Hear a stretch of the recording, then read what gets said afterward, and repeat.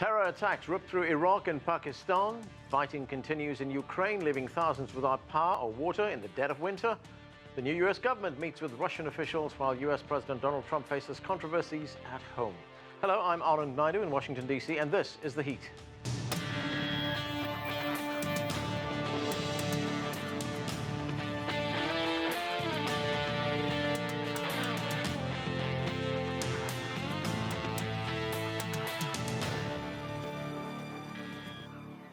Terror attacks late Thursday in Iraq and Pakistan have killed dozens and wounded hundreds in separate bombings carried out by ISIL.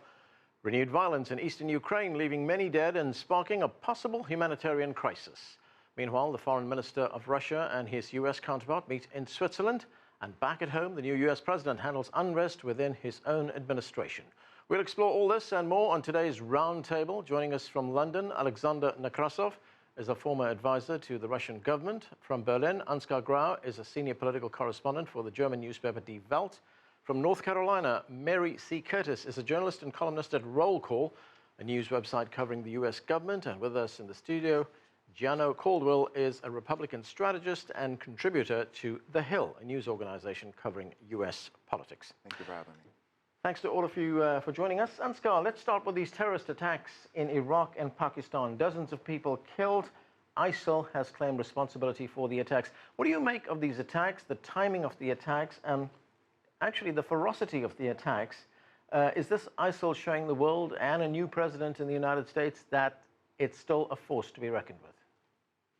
I don't think that there's a deep plan behind those attacks or the timing of those attacks. I think most of these attacks are done when the opportunity is there, and if they have some perpetrators who are ready to do these attacks. Nevertheless, those attacks show that this danger, the threat by ISIS and by these Islamic terrorist groups is still big, and we have to deal with it not only in the United States, not only in Germany and Europe, but all over the world. I think it does point to a new administration that you don't know where the next crisis is going to be, and you have to be prepared. And particularly when the national security team is in such uncertainty and turmoil in the United States and the Trump administration, it does say that you need to get this team in order because you don't know what you're going to have to deal with. All right, and Mary, these attacks took place in two countries that are close allies of the United States. They were devastating attacks. What does it tell us about the ability of Iraq and Pakistan to maintain security? Well, yeah, it's a crisis for them as well. You have these internal forces, and in Pakistan it is a nuclear capability country, and you have both the Taliban and the Islamic State on the attack. So it does show that they have this power, and it's going to be difficult for the government to maintain peace there. And so they have to be vigilant, and the United States has to be wary and to know that the allies have the support, but at the same time that something can pop up at any minute. Gianno, President Trump has repeatedly told us that ISIL poses a great threat to the United States. Is he in a position to prosecute this war against terrorists like ISIL if, as the Wall Street Journal told us a few days ago, the intelligence agencies are keeping sensitive information away from him? That has been denied by the CIA. Right. And that's exactly what I was going to say. They said for anyone to say that this president is not getting all the information is pretty much insane, if I were to paraphrase what they said. I think President Trump is in a position, and we saw on day one when Secretary Mathis came in, he dropped about 31 bombs on the Islamic State. So I think that's interesting. We also need to take a look back at where this all began under President Obama and the Obama administration not taking the thought of ISIS seriously, in fact, calling them the JV team, and now has been a growth of that. So I think President Trump, and he's repeated time and time again, we have to defeat ISIS, and that's one of the reasons in which he wants to work with Russia to defeat ISIS. So we're in a good position to do that, and of course, the new national security advisor has to get in place, whomever that person will be. But we're in a good position to continue to fight against ISIS. Yeah, but we keep getting these reports about this rift between the president and intelligence agencies. The point is, how do we know what's true and what isn't? We don't know what's true and what isn't. I mean, that's pretty obvious. We're seeing time and time again information being leaked. I was over at the White House just last week, And one of the things that I heard from individual is, you know, you got a number of folks from the Obama administration that are holdovers that are still there. I think President Trump mentioned it in a press conference yesterday that there's folks that are obviously leaking information.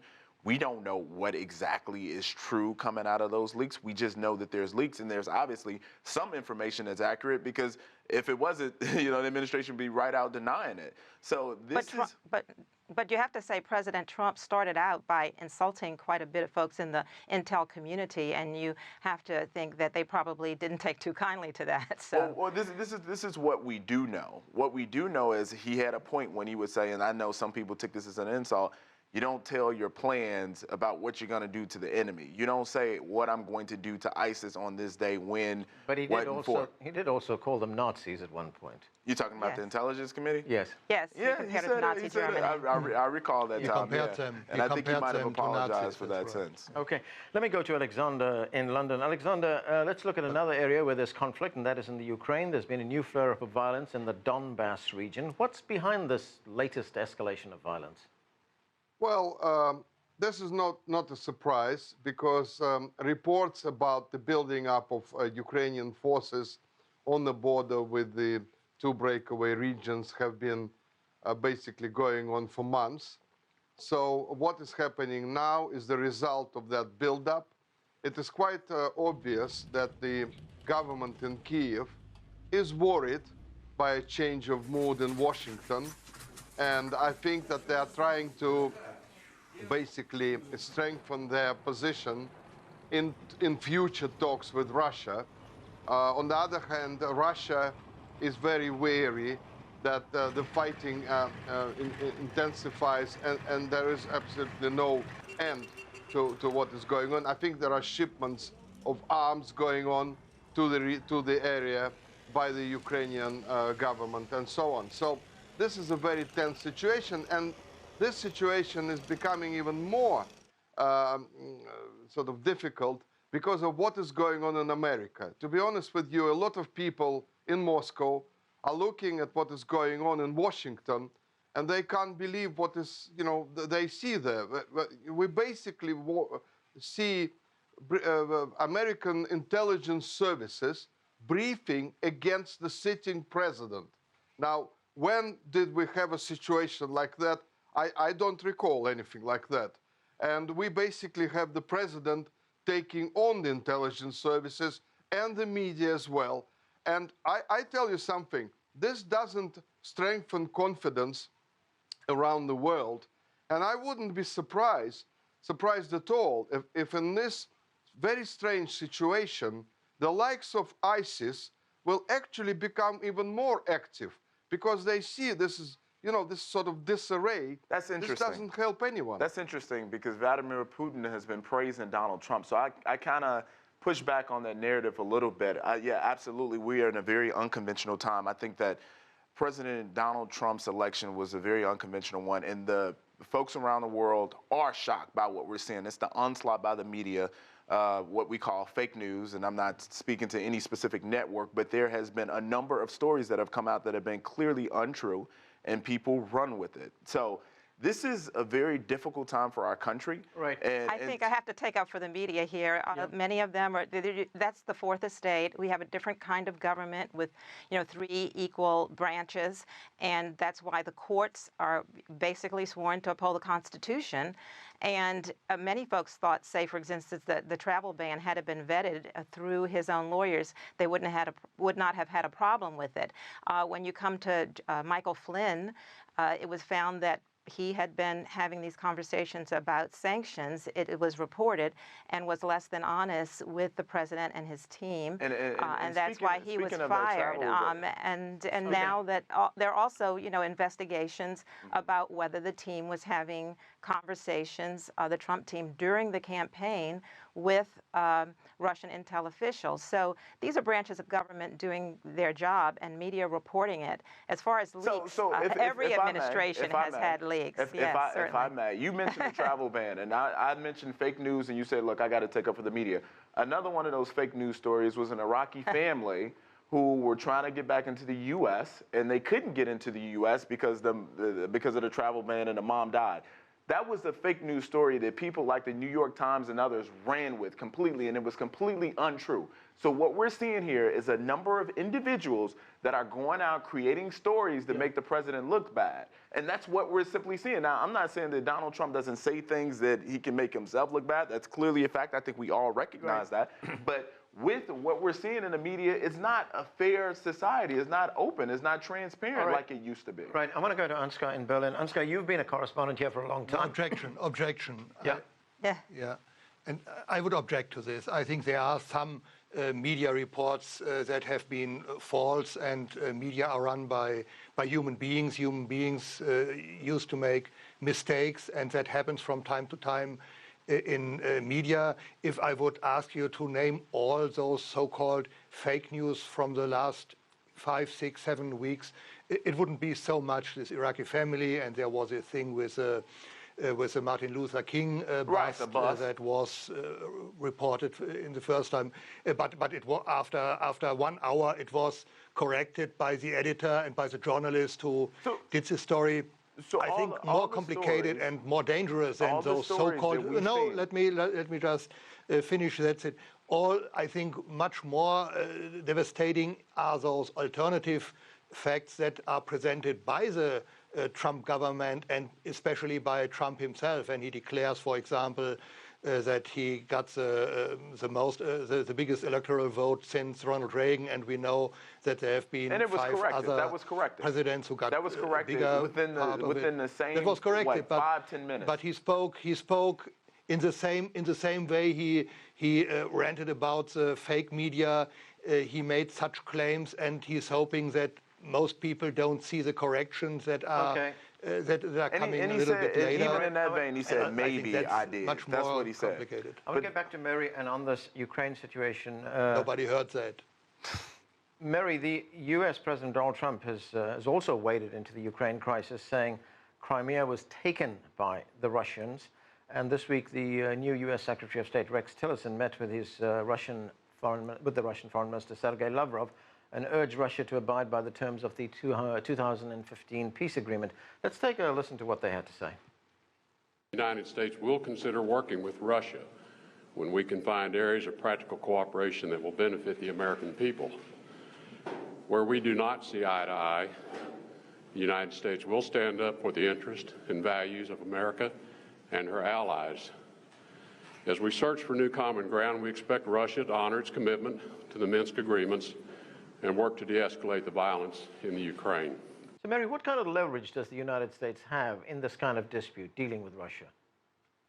Well, there, too, you have a bit of a mixed message because Tillerson is taking more of a tone of our traditional diplomacy with Russia.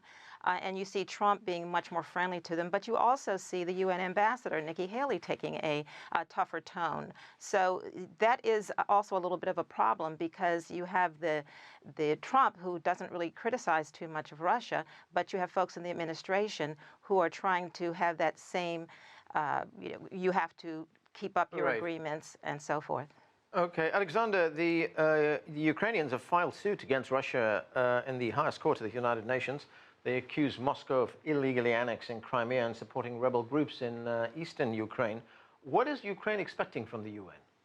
Well, it's obvious that the Ukrainian government wants some sort of support coming from the United Nations. It probably will get some sort of support. I think, the whole point about the Trump administration policy towards Ukraine is that at the moment we don't see any.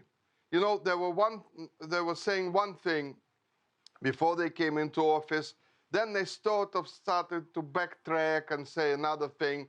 We could feel that there was pressure coming from the media, and the Trump administration was sort of playing along with some of the media. Unfortunately, the problem is that the Minsk agreements, which are always mentioned by everyone as something that Russia should abide by, the point is that the Minsk agreement should be abided by the Ukrainian government and the rebels in eastern Ukraine.